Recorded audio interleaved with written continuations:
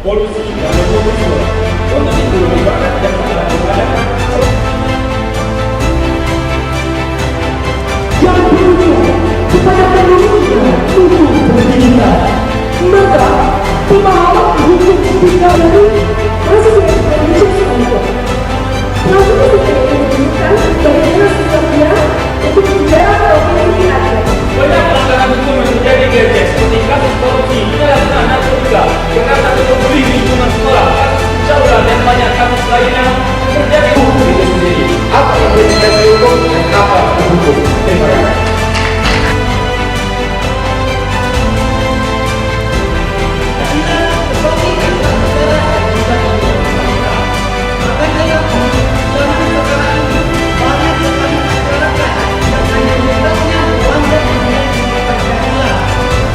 Yang kedua,